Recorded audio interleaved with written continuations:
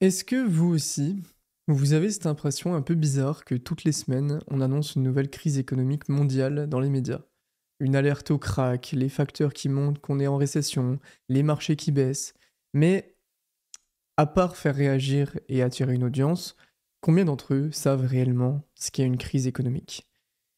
Très peu, selon moi. Début août, les marchés financiers, globalement tous les actifs à risque, ont subi une grosse correction. Et le 9 août, un média spécialisé finance titrait «La correction du S&P 500 n'est pas terminée selon les stratèges». Alors déjà, j'aimerais bien voir la gueule des stratèges. Ou encore, on a eu le joli titre «Les marchés financiers mondiaux s'affolent du risque de récession aux États-Unis». Mais concrètement, c'est quoi une récession? Et plus globalement, c'est quoi une crise économique? C'est ce que j'avais envie d'aborder avec vous aujourd'hui. Le but, c'est pas de vous faire peur en vous disant que dans exactement 3 semaines, 2 jours, 8 heures et 3 minutes, on va connaître la plus grande crise de l'histoire, mais plutôt de parler d'un sujet qui est très souvent à la une et dont tout le monde se questionne depuis la récente baisse des marchés. Bienvenue sur Investia, le podcast Finance Économie accessible à tous. Si vous êtes sur YouTube, mettez un petit like et un petit commentaire, ça me ferait très plaisir. Et si vous êtes sur les plateformes de streaming, un petit 5 étoiles serait aussi très sympa. Let's go, qu'est-ce qu'une crise économique? D'après Wikipédia, une crise économique, c'est une dégradation brutale de la situation économique et des perspectives économiques d'un pays ou d'un ensemble de pays. Elle peut provoquer un ralentissement économique durable, voire une récession économique. On verra ce que c'est juste après. Une crise économique, elle a souvent pour effet des répercussions sur le niveau des salaires, elle provoque des faillites et du chômage, elle accroît les tensions sociales et politiques, et elle peut même avoir des répercussions sanitaires, comme on l'a vu il y a quelques années. En gros, c'est une période qu'on n'a pas envie de connaître. Plus largement, une crise, elle peut être vue comme un événement qui s'intègre à ce qu'on appelle un cycle économique. Chaque cycle est composé de différentes phases possibles, un petit peu comme les cycles de 4 ans du marché des crypto-monnaies pour ceux qui connaissent. On a une phase d'expansion économique, le taux de croissance et le volume de production augmentent. Ils sont généralement accompagnés d'une inflation qui est saine, les prix augmentent en même temps que la demande, et les profits des entreprises sont croissants. C'est une phase sympa, il n'y a pas énormément de turbulences, on passe un bon moment globalement. Ensuite, on a une phase de ralentissement. Le taux de croissance est toujours positif, mais il commence à diminuer gentiment. On dit simplement que la croissance ralentit. On grandit, mais un petit peu moins vite. Le volume de production continue à augmenter, mais voilà, ça s'essouffle un petit peu. Et quand cette phase de ralentissement s'accentue, on en vient à notre fameuse période de crise. Au sens littéral du mot, c'est le moment brutal de retournement de tendance. La croissance, elle va se mettre à ralentir fortement.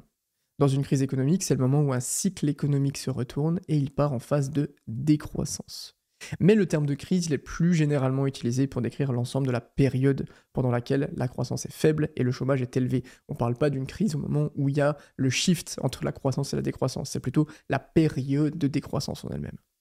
Et c'est pas fini. On a eu ce retournement, mais après ça, il y a la phase de récession. Ici, la croissance ralentit fortement, ce qui entraîne une baisse du volume de production. Dans les interprétations économiques, on dit généralement que l'économie entre en récession si le taux de croissance est toujours positif, mais qu'il est inférieur au trimestre précédent pendant 2 trimestres de suite.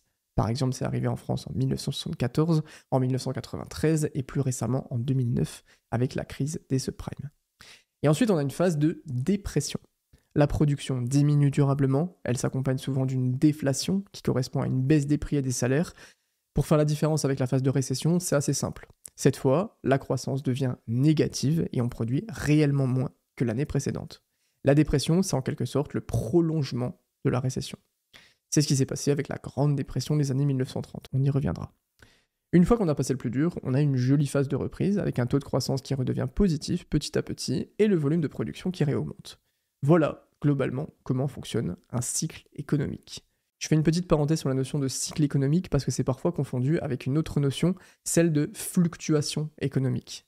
Les fluctuations économiques, c'est des variations de l'activité économique. On peut avoir des périodes de très forte croissance, mais aussi des périodes de croissance plus modérées au sein d'un seul et même cycle économique.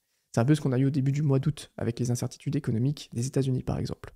Souvent on mesure ça avec la variation du volume de production, du chômage, mais aussi des prix. Et quand ces fluctuations commencent à devenir irrégulières, elles s'intègrent à un cycle économique comme celui qu'on vient de voir. C'est des petites turbulences, globalement, les fluctuations économiques. Il y a plusieurs types de cycles, sinon ça serait trop facile. On a les cycles très longs, ce qu'on appelle les cycles Kondriatev, qui tiennent leur nom d'un économiste soviétique, qui s'étendent sur globalement 40 à 60 ans, et qui s'expliquent en général par des vagues d'innovation majeures. Sauf que, à l'intérieur de ces gros cycles, on a des cycles plus courts qui se déroulent sur plusieurs années, comme les cycles Jouglar, entre 5 et 11 ans, qui tiennent leur nom d'un économiste français. Ok, ça c'était la partie très théorique de l'épisode, c'est globalement ce que vous auriez appris dans les cours d'économie. Mais derrière cette définition un peu scolaire, il faut comprendre qu'en fait une crise économique, c'est un ralentissement de l'activité humaine, donc de la production. Ce ralentissement, il va engendrer une diminution du niveau de vie des membres de la société, qui sera mesuré par ce qu'on appelle le produit intérieur brut, le fameux PIB. Et du coup, une crise économique, c'est une stagnation, voire un ralentissement de la croissance du PIB, tout simplement. Ce qu'il faut retenir de tout ça, c'est les notions de taux de croissance et de volume de production. Le taux de croissance, ça va être la variation entre le PIB au début de la période et le PIB à la fin de la période de calcul. Imaginez que je veux calculer le taux de croissance en France sur l'année 2022 par rapport à 2021. En 2021, on avait un PIB de 2147 milliards d'euros. Ce chiffre, il est passé à 2350 milliards d'euros fin 2022. Le taux de croissance, il était donc de 9,47%. Par contre, le volume de production, c'est beaucoup plus complexe à calculer, parce qu'il prend en compte plusieurs facteurs, comme la valeur ajoutée des entreprises, l'indice de production par secteur, ce genre de trucs. Mais quand il ralentit, il va impacter la croissance du PIB, et il peut amener à des périodes de crise. Maintenant, pourquoi, concrètement, est-ce qu'une crise se déclenche ? Pour faire simple, il faut comprendre que les dépenses des consommateurs, donc de nous, mais aussi celles des investisseurs, donc les entreprises, l'État, elles permettent des revenus des agents économiques. Les agents économiques, c'est en gros tout le monde qui participe à ce grand jeu, les particuliers, les entreprises, les États, etc. La croissance économique, elle se matérialise du coup par une augmentation des dépenses, donc des revenus, qui doit engendrer une augmentation de la production. On dit que les dépenses des uns sont les revenus des autres. Si on part de ce constat, un ralentissement économique, il est provoqué du coup par un ralentissement des dépenses, donc des revenus, ou de la production. Puisque, rappelez-vous, les dépenses des uns sont les revenus des autres. Donc une crise, elle se déclenche quand on a un grand nombre d'agents économiques qui freinent leurs dépenses ou leur production. C'est un aspect qui est très bien expliqué dans le livre Tout sur l'économie d'Eureka, qui est un créateur de contenu qui fait des vidéos sur YouTube spécialisées sur l'économie. Son livre est très intéressant si vous voulez aller faire un tour. Après, je sais qu'on aime toujours essayer de comprendre d'où vient vraiment la crise, pourquoi on assiste à tel ou tel événement, etc. Sauf qu'il y a tellement de facteurs à prendre en compte que c'est très compliqué de savoir précisément ce qui l'a déclenché. Globalement, c'est même impossible parce qu'une crise n'est rarement, voire jamais déclenchée par un seul événement. Par contre, des crises, on en a connu plusieurs au cours de l'histoire. Et elles peuvent nous servir à comprendre les conséquences qu'elles ont eues sur la société. C'est ce qu'on va voir avec les différents types de crises. Pour commencer, on a les crises qui proviennent de l'offre. Elles sont généralement causées par un problème lié à une ressource essentielle, c'est-à-dire une matière première, de l'énergie, de la main-d'œuvre, etc. C'est vraiment tout ce qui va toucher à la partie production. Ça peut concerner une ressource qu'on trouve sur Terre, comme le pétrole, puisque sans pétrole, c'est compliqué, il n'y a pas de croissance, aucune machine ne peut fonctionner. Ou alors, ça peut toucher la main-d'œuvre, qui décide de faire grève, ou qui est contrainte de ralentir ses volumes de production. L'exemple le plus récent qu'on a eu, c'est évidemment celui du Covid. La majorité de la population a été contrainte de rester chez elle pour limiter la propagation du virus, ce qui a impacté les chaînes de production du monde entier et donc, par extension, impacté la croissance du PIB. D'où le nom de crise du Covid. Maintenant, l'une des crises de l'offre à laquelle on ne pense pas forcément, c'est celle qui est liée au réchauffement climatique. Si aucune mesure n'est prise pour réduire notre impact sur l'environnement, alors on sera impacté dans notre développement puisque les énergies seront plus rares, le climat sera moins adapté, etc. Je ne vais pas plus loin parce qu'on pourrait en débattre pendant des heures, mais le réchauffement climatique peut totalement être une source de crise qui provient de l'offre et qui limiterait les ressources essentielles. Donc on a eu les crises de l'offre, ok. C'est quand il manque un truc. Maintenant on a les crises de la demande. Cette fois, on ne parle pas de production, mais on parle de dépenses. Cette crise, elle se produit quand les agents économiques n'ont plus l'envie ou le capital nécessaire pour financer leurs dépenses. Des dépenses de consommation ou d'investissement. Comme ils financent moins ces aspects-là, la production se ralentit. Et comme on l'a vu, moins de production égale ralentissement du PIB égale crise économique. On a dit plutôt que les dépenses des uns sont les revenus des autres. Si je dépense 100 € dans un magasin pour acheter des chaussures de course, les revenus du mec qui tient le magasin sont mes dépenses, mes 100 €. Par cette phrase, il faut quand même comprendre que, comme certains n'ont plus les moyens ou l'envie de financer une accélération de leur déficit, eh ben les bénéfices des autres sont mathématiquement réduits, puisque les dépenses et les revenus sont deux variables qui sont très liées. Mais dans les médias, c'est quand même rare qu'ils parlent de crise de la demande. Par exemple, la crise des subprimes en 2008, c'est une crise de la demande, qui a pour élément déclencheur une crise financière. Et c'est ce terme qui est souvent utilisé, la crise financière. Un subprime, pour faire un petit rappel, c'est un prêt immobilier qui est contracté par un client qui est considéré comme à risque par les banques. En gros, c'est un mec qui n'a pas énormément de sous et les banques leur accordent un prêt immobilier, mais ric-rac. Ce type de prêt était largement utilisé dans les années 2000 aux États-Unis parce qu'il poussait les consommateurs à faire des prêts immobiliers dans un marché qui était en croissance, donc pour pousser toujours plus haut le taux de croissance vers le haut. Évidemment, c'est contre-intuitif qu'une banque octroie un crédit à un client qui, sur le papier, ne peut pas rembourser, sauf qu'à cette époque, les banques expliquaient que, comme le prix d'immobilier faisait que de monter, les clients pourraient rembourser le montant de leur emprunt avec la plus-value qu'ils vont réaliser, même s'ils n'ont pas assez d'argent et qu'ils sont surendettés. C'est exactement ce qui se passe à chaque bulle économique, mais on pourrait faire un podcast sur les bulles. Et de toute façon, si ces clients ne peuvent plus vraiment payer, la banque se rembourse grâce à l'hypothèque, en revendant le bien qui aurait pris de la valeur. Donc, le raisonnement en période de croissance, il est tout à fait logique. Sauf que maintenant qu'on a 2-3 connaissances dans le domaine, qu'on connaît les cycles, tout ça, on sait que le prix d'un actif ne monte jamais en ligne droite. Et l'immobilier a fini par s'écrouler, ce qui a créé une crise financière majeure aux États-Unis en 2008, puis qui a impacté le reste du monde. La France est touchée en 2009, un PIB qui chute de 2,6% par rapport à l'année précédente, le pays rentre en récession, comme on l'a vu tout à l'heure. Les dépenses des uns ont été réduites, on a ralenti les investissements, donc les revenus des autres ont aussi ralenti. Ça paraît assez évident, mais gardez vraiment en tête qu'il y a toujours cette relation, puisque souvenez-vous que les dépenses des uns sont les revenus des autres. La Grande Dépression des années 30, c'est aussi un très bon exemple d'une crise de la demande. À cette époque, les États-Unis avaient un taux de chômage qui était supérieur à 15% pendant 10 ans, mais ce qui est connu comme le crack de 1929, avec l'effondrement des marchés boursiers, c'est pas la cause de cette Grande Dépression, c'est plutôt un élément déclencheur. Ce qui a réellement causé cette crise économique, c'est ce qu'on appelle la surproduction. Oui, depuis le début, on a dit qu'une baisse de la production entraînait un ralentissement de la croissance. Et bien cette fois, ça a été l'inverse. Et ça s'explique assez simplement, en fait. Quand on dit que les dépenses des uns sont les revenus des autres, on entend que les dépenses correspondent à la consommation des individus. C'est les 100 € que je vais consommer au magasin de chaussures de sport. Des individus, des entreprises et des États. Ces consommations-là, mais aussi leurs investissements. C'est pas uniquement la consommation, les dépenses. C'est la consommation et ou les investissements. Et ce qui déclenche une crise de surproduction, c'est généralement une hausse des investissements qui n'est pas suivie par une hausse des salaires.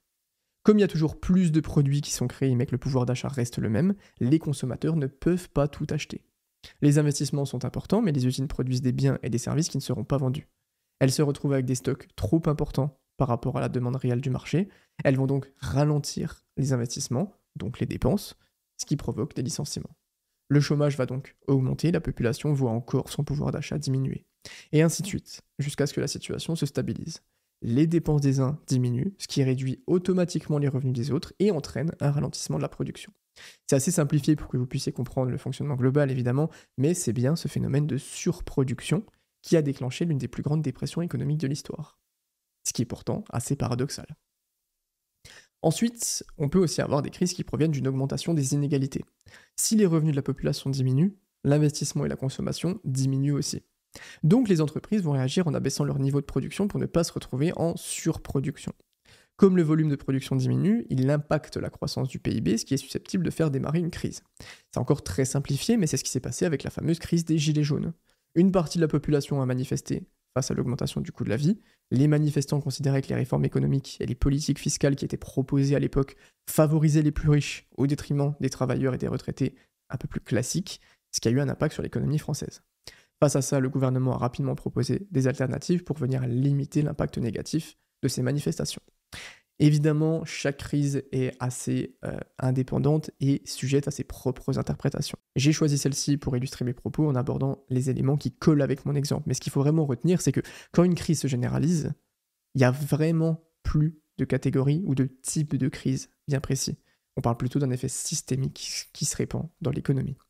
Dans le cas de la Grande Dépression des années 30, qui a été déclencheur par une crise de surproduction, accentuée par la crise financière de 1929, ça a créé une augmentation des inégalités. Si vous avez vu Peaky Blinders, normalement, la crise des années 30, vous avez une petite idée de ce qui s'est passé. Le but ici, c'est pas de mettre telle ou telle crise dans des cases. C'est plutôt de comprendre ce qu'est réellement une crise économique pour que vous ayez les moyens d'interpréter le sujet quand il fait la une dans les médias. Et si vous arrivez aussi à trouver le principe et la raison d'une crise économique, ça peut aussi être des stratégies d'investissement qui peuvent se faire et se pivoter en fonction du type de crise, de la situation, de l'étape dans laquelle on est, etc. Parce que souvenez-vous toujours que une crise, une situation problématique est relou, oui, mais ça reste toujours un réseau d'opportunités. Maintenant qu'on sait ce qu'est une crise économique, est-ce qu'il n'y aurait pas des moyens pour la gérer, ou du moins pour réussir à limiter son impact? Bah ouais, les institutions financières, les États, les gouvernements, etc., ils ont des moyens politiques pour intervenir, ils vont pas laisser le truc se faire. On peut par exemple parler de la politique monétaire qui a été mise en place par les banques centrales, que l'on appelle le quantitative easing ou le quantitative tightening, qu'on va abréger QE ou QT à partir de maintenant pour des raisons évidentes d'accent anglais. L'objectif du QE, le quantitative easing, E-A-S-I-N-G, c'est de stimuler l'économie en augmentant la liquidité qui est disponible. On rajoute plus d'argent, en gros. La banque centrale, elle va baisser les taux d'intérêt à long terme, les taux de prêt, pour encourager les prêts et les investissements.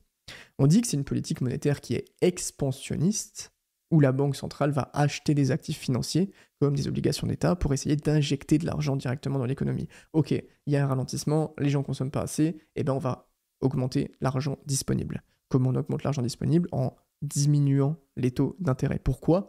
Parce que diminuer les taux d'intérêt, ça fait que si les taux pour faire des prêts sont plus faibles, il y aura plus de gens qui auront la possibilité de faire des prêts, et donc de consommer. Et derrière, on a le QT, le Quantitative Tightening. Tightening, ça veut dire resserrer, où l'objectif, c'est globalement de faire tout l'inverse du coup. La banque centrale, elle va diminuer la quantité de monnaie en circulation et elle va resserrer les conditions de crédit pour essayer d'exercer un contrôle sur l'inflation quand l'économie est en surchauffe. Ou elle peut faire ça pour normaliser la politique monétaire après une période de QE, d'injection de liquidité.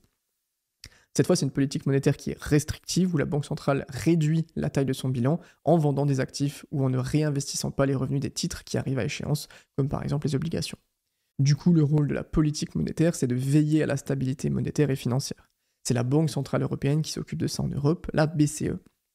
Et la BCE, elle a pour objectif de maintenir la stabilité des prix avec une inflation cible de 2% par an. Comme l'inflation a augmenté ces dernières années, la BCE, qu'est-ce qu'elle a fait? Elle a relevé les taux d'emprunt en juillet 2022 et elle commence à les réduire progressivement. Enfin, elle commence à les réduire, oui, elle les a réduits un petit peu, mais ça va arriver. Les États et gouvernements, ils ont aussi la possibilité de jouer sur les politiques budgétaires.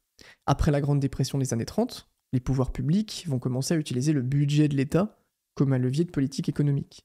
L'État peut par exemple jouer sur l'augmentation de ses dépenses publiques pour stimuler la demande dans l'économie. Elle peut investir dans les infrastructures, la santé, l'éducation, etc. C'est un investissement long terme. Imaginez que l'État pioche dans ses coffres pour améliorer l'éducation, ça crée des gens mieux éduqués qui vont rapporter plus d'argent derrière à l'État. Ça peut être une façon de créer l'économie. L'État, il peut aussi adopter une politique de réduction d'impôts pour les entreprises et pour les ménages, ce qui permettrait d'augmenter leurs revenus nets et donc leur pouvoir d'achat. Bon, je vous avoue que celle-là, elle n'est pas trop à l'ordre du jour actuellement. La politique budgétaire, c'est une politique de régulation. Elle peut servir soit à relancer la croissance en cas de crise ou de ralentissement économique avec une politique budgétaire expansive. Ou alors, de l'autre côté, elle peut éviter la surchauffe de l'économie en freinant l'activité pour réduire la demande des agents économiques avec une politique budgétaire restrictive. Globalement, la question finale, c'est est-ce qu'on rajoute de l'argent ou est-ce qu'on en enlève? Alors on peut pas en enlever, mais est-ce qu'on diminue le nouvel argent qui est en circulation?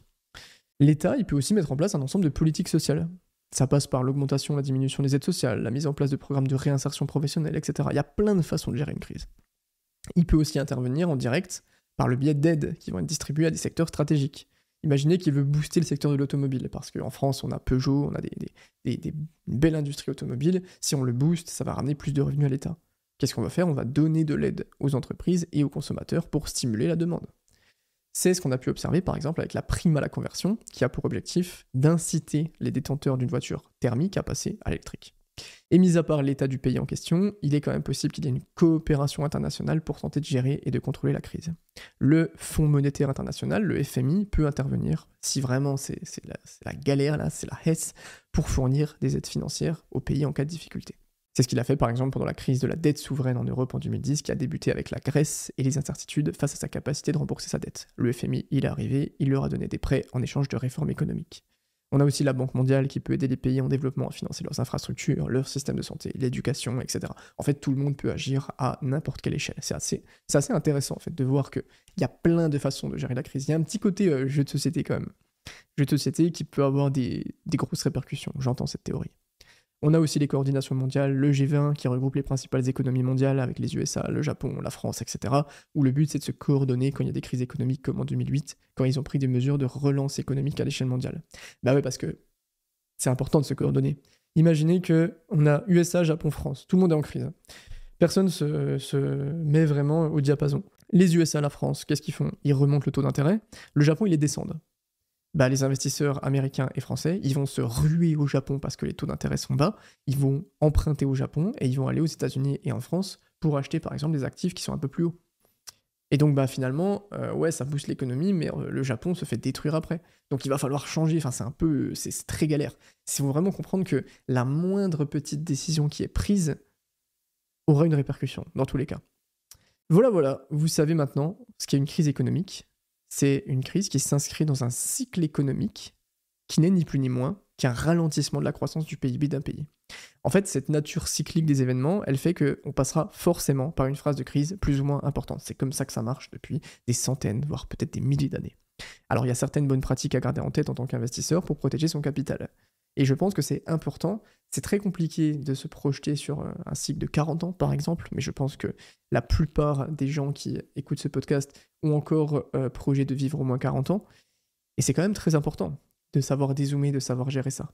Comment on peut faire? On peut par exemple se focaliser sur le remboursement de nos dettes à court terme, les prêts d'une voiture par exemple, ce qui nous permet de libérer de la capacité d'emprunt et d'accroître notre pouvoir d'achat dans les périodes plus difficiles.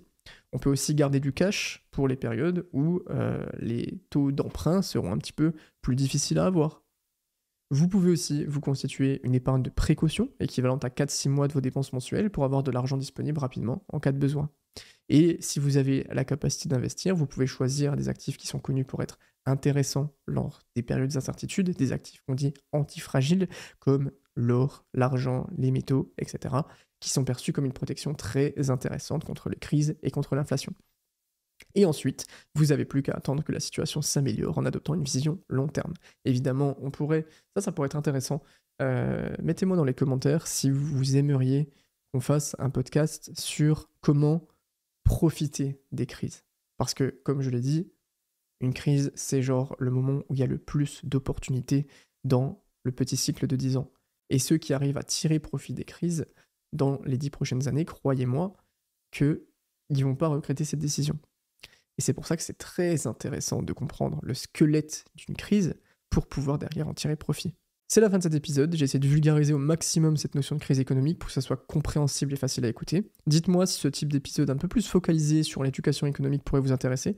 C'est un domaine très vaste mais qui me passionne au même titre que les cryptos ou l'investissement, et de toute façon ce podcast est assez orienté autour de l'économie et de la finance en général, donc ça me ferait très plaisir si je pouvais avoir votre retour. Merci à tous, c'était Lovig de Investia, on se retrouve vendredi prochain.